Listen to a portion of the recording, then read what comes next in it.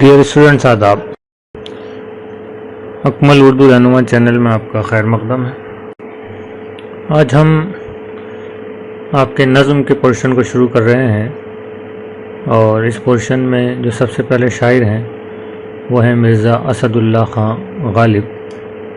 तो गालिब साहब से हम शुरू कर रहे हैं और सबसे पहले पढ़ेंगे गज़लों से पहले इनका जो तारुफ़ किताब में दिया गया है उसका मुताला करेंगे। तो चलिए शुरू करते हैं। मिर्ज़ा असदुल्ला ख़ान गालिब।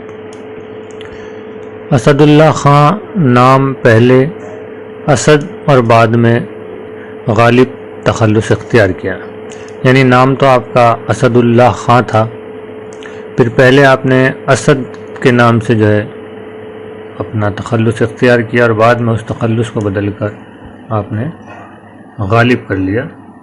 गालिब के नाम से, गालिब के तखल्लुस से जो है आप गज़लें वग़ैरह तहरीर करने लगे।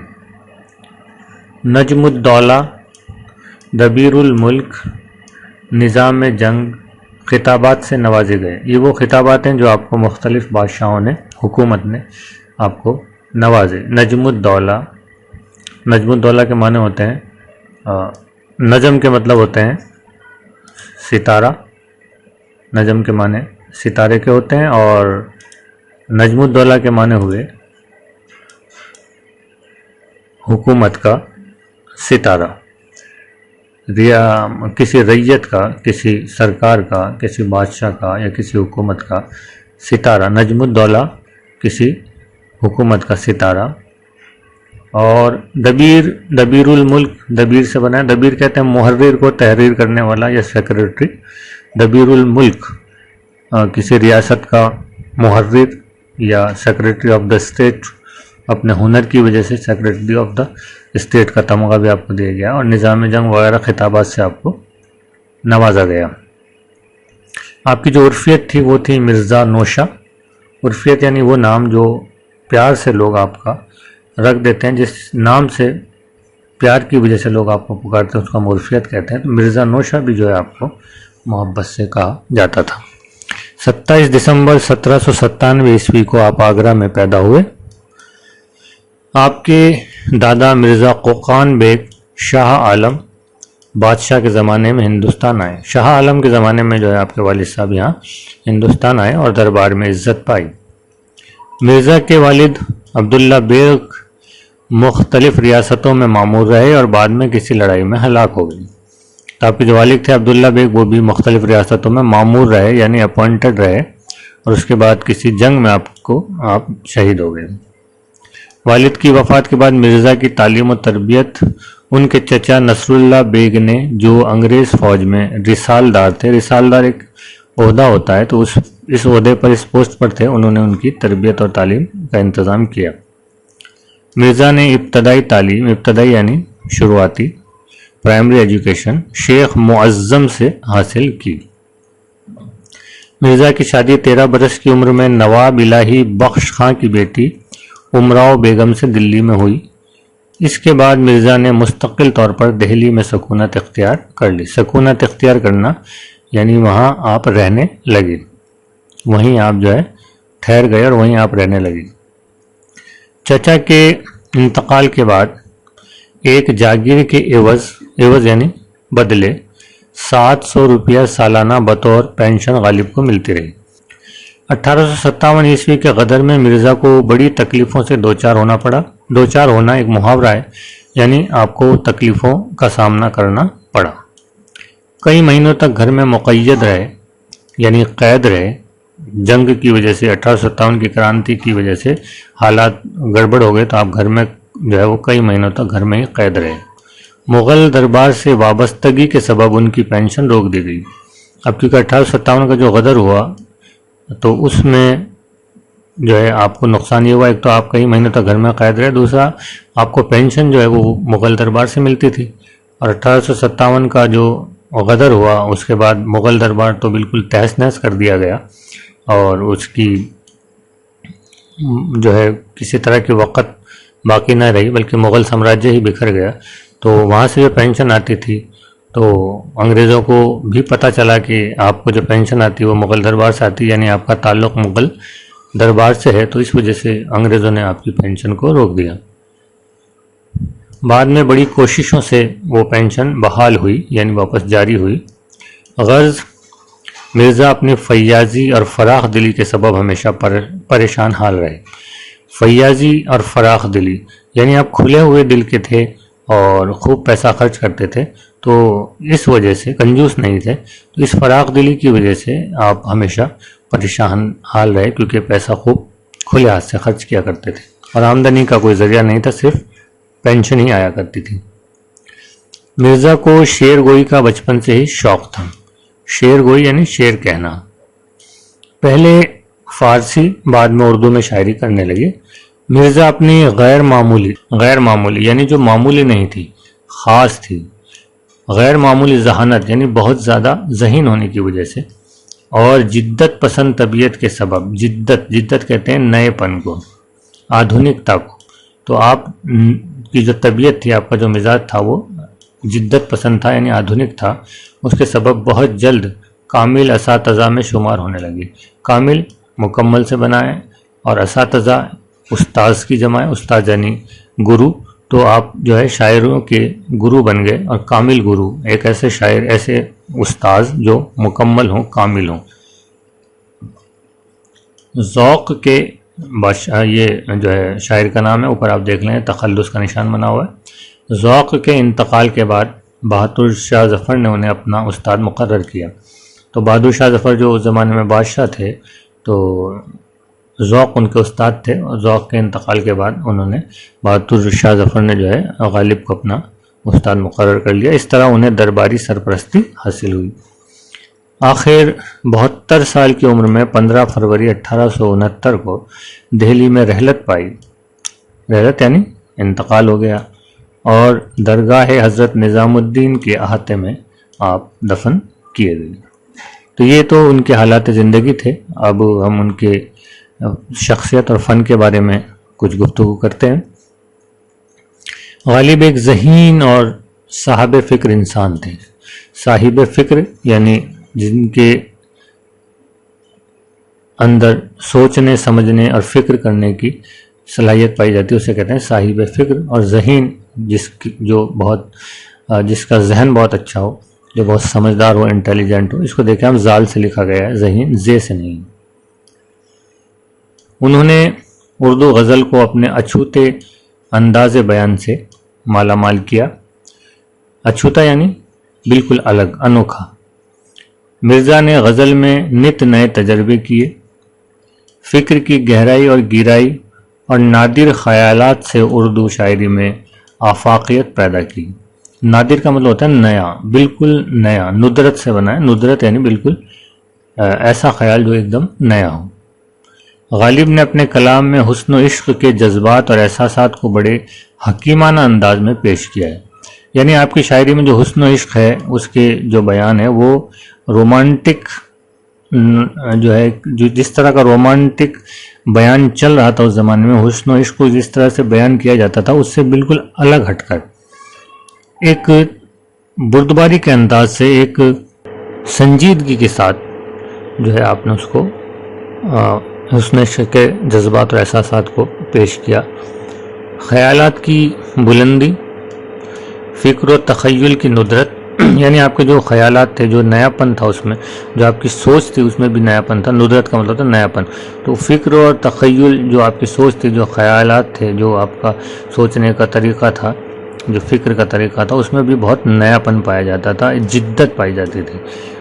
اور جدت پسندی کے ساتھ کلام میں ندرت اور جدت پسندی تو تھی ہی آپ کے فکر اور تخیل میں، اس کے ساتھ ساتھ شوخی اور ظرافت کا عنصر بھی نمایاں ہے۔ عنصر یعنی جز، اس میں یہ چیز بھی پائی جاتی ہے، شوخی بھی پائی جاتی تھی، اور ظرافت یعنی ہلکا پھلکا مذاق، سنجیدہ مذاق بھی جو ہے وہ اس میں آپ کے شاعری میں پایا جاتا تھا۔ یہ اس کا پارٹ تھا، عنصر تھا، اس کا انگ تھا۔ غالب کو فارسی زبان پر غیر معمولی قدرت حاصل تھی۔ غیر معمولی یعنی بہت زیادہ آپ کو اس پر عبور حاصل تھا۔ آپ اس میں بہت ایکسپرٹ تھے، اس لیے ان کے اردو کلام میں فارسی تراکیب کا استعمال کثرت سے ملتا ہے۔ کثرت سے مطلب یہاں ایکسرسائز نہیں ہے، یہ سین سے ہوتا تو کثرت ہوتی ہے ایکسرسائز، یہ سے ہے، اس کا مطلب ہے زیادتی، بہت زیادہ ملتا ہے۔ لیکن غالب نے فارسی تراکیب اور سہل الفاظ میں، سہل کا مطلب آسان، لطیف جذبات اور احساسات کی ترجمانی اس انداز میں کی ہے کہ ان میں انفرادیت پیدا ہو گئی۔ تو انہوں نے جو ہے بہت آسان الفاظ میں فارسی تراکیب کا استعمال تو کیا، لیکن اس کو بہت آسان کیا، اور اس آسان کرنے کے بعد جو ہے ان احساسات کو جو ہے اپنے اشعار میں پیش کیا، جس سے وہ منفرد ہو گئی ہیں، انفرادیت پیدا ہو گئی، یعنی اس میں ایکسکلوزیونیس پیدا ہو گئی، وہ بالکل ایکسکلوزیو ہو گئی ہیں، وہ انداز بیان بالکل ایکسکلوزیو ہو گیا ہے جو غالب کے علاوہ اور کسی میں نہیں پایا جاتا ہے۔ غالب کے ابتدائی کلام میں ثقیل الفاظ، ثقیل یعنی کلشٹ، مشکل شبد اور پیچیدہ تراکیب کا استعمال بہت زیادہ ہے، مگر بعد میں غالب کو احساس ہوا تو انہوں نے سہل نگاری یعنی آسان کرنا، سہل کا مطلب آسان، کی طرف اپنی توجہ کی اور کلام میں خوش نما تراکیب اور سہل الفاظ کے استعمال سے عام فہم بنانے کی کوشش کی۔ ان کی جو ابتدائی شاعری ہے تو اس میں مشکل تراکیب اور مشکل الفاظ ہوا کرتے تھے، اور وہ ویسے بھی ان کے جو خیالات ہیں اور جو ان کا انداز ہے پیش کرنے کا اپنے جذبات اور احساسات کو، تو وہ شعر اتنا مشکل ہو جایا کرتا تھا کہ وہ عام فہم نہیں رہتا تھا، عوام اس کو سمجھ نہیں سکتی تھی۔ تو بعد میں جب ان کو اس بات کا احساس ہوا تو انہوں نے اپنی شاعری میں آسان الفاظ، آسان تراکیب کا استعمال کرنا شروع کیا۔ غالب کا ایک بڑا کارنامہ یہ ہے کہ انہوں نے غزل میں عام روش سے ہٹ کر، روش راستہ، جو عام راستہ یا عام طریقہ، عام چلن تھا، اس سے ہٹ کر موضوعات یعنی سبجیکٹ، وشے اور مضامین کا انتخاب کیا۔ تو جو ٹاپکس اور جو سبجیکٹس عموماً اس زمانے میں شاعری میں استعمال کیے جاتے تھے، اس سے الگ ہٹ کر انہوں نے نئے ٹاپکس کا استعمال کیا، نئے ٹاپکس کو، نئے موضوعات کو انہوں نے اپنی شاعری میں پیش کیا۔ انہوں نے ساری زندگی مشاہدات اور تجربات کی۔ مشاہدہ کہتے ہیں آبزرویشن کو، کسی چیز کو دیکھنا۔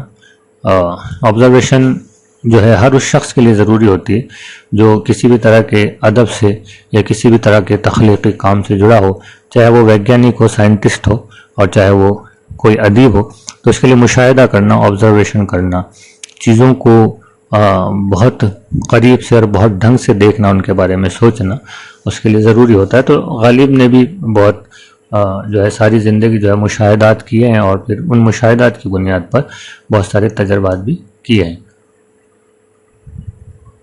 غزل کو حسن و عشق کے محدود دائرے سے نکال کر اس میں حکیمانہ افکار اور متصوفانہ خیالات کے ذریعے اس میں وسعت اور تنوع پیدا کیا ہے۔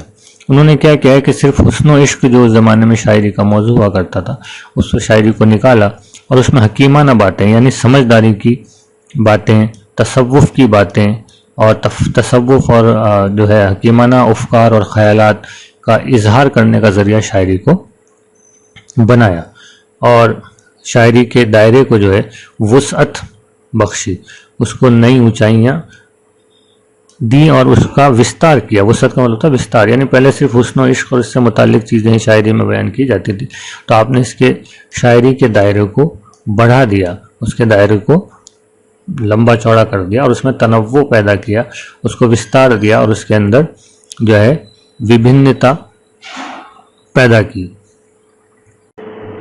تو تنوع کا مطلب رنگا رنگی بھی ہوتا ہے، تنوع کا مطلب ہوتا ہے وبھنتا، ڈفرینسز۔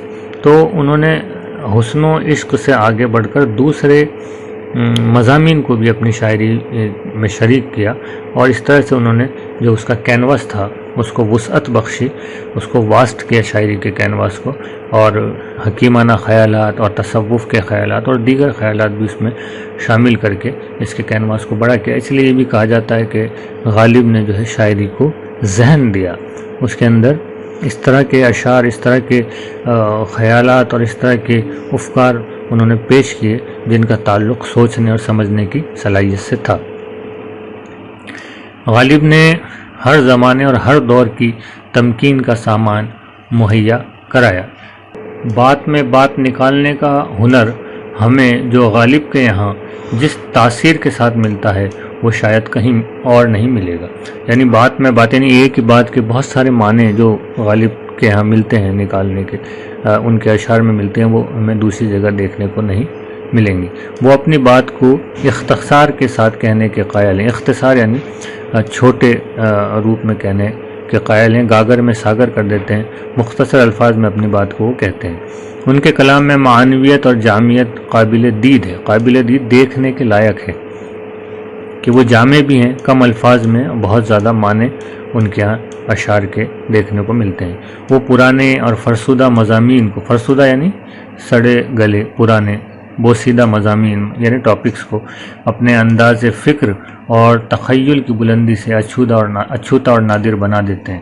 یعنی وہ پرانے جو خیالات ہیں ان کو بھی وہ نئے انداز کے ساتھ اپنے شاعری میں پیش کرتے ہیں، اور نئے خیالات کے ساتھ، خیالات کی بلندی کے ساتھ اس کو ایسا پیش کرتے ہیں پرانے مضامین کو بھی کہ وہ اچھوتے اور نادر ہو جاتے ہیں، یعنی ان کی کوئی مثال نہیں ملتی اور وہ ان میں ندرت، ایک نیا پن آ جاتا ہے۔ تو پرانے خیالات کو بھی، پرانے مضامین کو بھی وہ اپنے انداز سے اس کو ایک نیا کر کے اپنے شاعری میں پیش کرتے ہیں۔ غالب نہ صرف ایک با کمال شاعر تھے بلکہ خوش فکر نثار بھی تھے۔ انہوں نے اردو فارسی دونوں زبانوں میں اپنی بے مثال نثری کارنامے انجام دی۔ تو وہ صرف نظم میں ہی نہیں لکھتے تھے، شاعری ہی ان کا کمال نہیں تھا، بلکہ نثری کارنامے بھی ان کے ہیں، جو آپ بھی جانتے ہیں۔ نثر میں بھی انہوں نے بہت سارا کام کیا ہے۔ غالب کے دوستوں کا ایک وسیع دائرہ تھا۔ وسیع کا مطلب ہوتا ہے چوڑا، لمبا چوڑا، دائرہ یعنی گھیرا، لیکن یہاں مطلب ہے کہ ان کا ایک لمبا چوڑا سرکل تھا، جن سے وہ ہر وقت خط و کتابت کر کے اپنا دل بہلاتے تھے، اور شاعری کے علاوہ ان کے گزر اوقات کا ذریعہ بھی تھا۔ شاعری کے علاوہ جو وقت بچتا تھا اس کو گزارنے کے لیے وہ اپنے دوستوں کو خط لکھا کرتے تھے۔ غالب نے دوستوں کو جو خطوط لکھے، یہ خط کی جمع ہے، آپ دیکھیں خطوط، وہ اردو میں بڑی اہمیت رکھتے ہیں۔ انہوں نے ایک طرز خاص کی ایجاد کی۔ طرز کا مطلب طریقہ، تحریر کا طریقہ، لکھنے کا طریقہ بات کی جا رہی ہے، تو ایک خاص طریقہ لکھنے کا، ایک خاص خط لکھنے کا ایک خاص طریقہ انہوں نے ایجاد کیا۔ انہوں نے خطوط میں مروجہ القاب و آداب کو ترک کیا۔ جو مروجہ یعنی جو اس زمانے میں رواج پائے ہوئے تھے، جو چل رہے تھے اس زمانے میں، طریقہ چل رہا تھا کہ القاب و آداب کا، جو خطوط میں ہم لکھتے ہیں، خطوط میں اپنی شروعات کرتے ہیں، لمبے چوڑے القاب و آداب، اس کو ترک کر دیا۔ بے محل یعنی بے مطلب اور بے موقع گفتگو سے پرہیز کیا۔ تو انہوں نے جو تکلفاً جو باتیں خطوط میں لکھی جاتی تھی، خطوں میں ہم لکھتے تھے، تکلفاً القاب و آداب اور بے موقع کی باتیں، گفتگو، اس کو وہ بالکل ہی ہٹا دیتے تھے، اپنے خطوط میں اس کا استعمال نہیں کرتے تھے، اور زبان بے تکلف، سادہ اور پر لطف استعمال کی۔ اور ان کے خطوط کو اگر آپ پڑھیں گے تو اس میں بالکل سادہ اور بلا تکلف ایسی زبان کا استعمال کیا جس میں تکلف نہیں ہے، تکلف سے پر نہیں ہے۔ انداز ایسا گویا شخص آمنے سامنے بیٹھ کر، دو شخص آمنے سامنے بیٹھ کر گفتگو کر رہے ہوں۔ تو جب آپ ان کے خطوط پڑھیں گے تو ایسا لگے گا کہ وہ خط نہیں ہے، دراصل دو شخص جو ہیں وہ بالکل آمنے سامنے بیٹھ کر بات کر رہے ہیں۔ تو وہ خط ایسے لکھتے ہیں جیسے جس کو خط لکھ رہے ہیں وہ ان کے سامنے بیٹھا ہے، اور وہ خط نہیں لکھ رہے ہیں بلکہ اس سے بات کر رہے ہیں۔ اس لیے کہا جاتا ہے کہ غالب نے مراسلے کو مکالمہ بنا دیا، یعنی خط کو ڈائلاگ بنا دیا۔ بعد میں غالب کے لکھے ہوئے یہ خطوط مختلف مجموعوں کی شکل میں شائع ہوئے یعنی پبلش کیے گئے۔ اردو معلی، عود ہندی اور خطوط غالب ان کے خطوط کے مجموعے ہیں۔ اس کے علاوہ غالب کی دیگر تصانیف میں دیوان غالب، کلیات نظم فارسی، مثنوی شان نبوت و ولادت، چراغ دیر، دستمبو، قاطع برہان وغیرہ قابل ذکر ہیں۔ غالب کی شخصیت اردو شعر و ادب کے لیے گراں مایہ سرمایہ ہے، ایسا سرمایہ جس کی چمک رہتی دنیا تک قائم رہے گی۔ تو یہ غالب کے متعلق ایک مضمون تھا، اور اگلے ویڈیو میں ہم غالب کی جو 2 غزلیں آپ کے نصاب میں شامل ہیں اس کا مطالعہ کریں گے۔ اس سے پہلے آپ اس میں جو مشکل الفاظ ہیں ان کے اپنے کاپی میں لکھیں اور ان کو یاد کریں، تاکہ آئندہ جب آپ اس کو دوبارہ پڑھیں گے تو آپ کو میننگ سمجھنے میں اور سینٹنسز کے معنی سمجھنے میں، ان کو اخذ کرنے میں تکلیف نہ ہو۔ آج کے لیے بس اتنا ہی۔ خدا حافظ.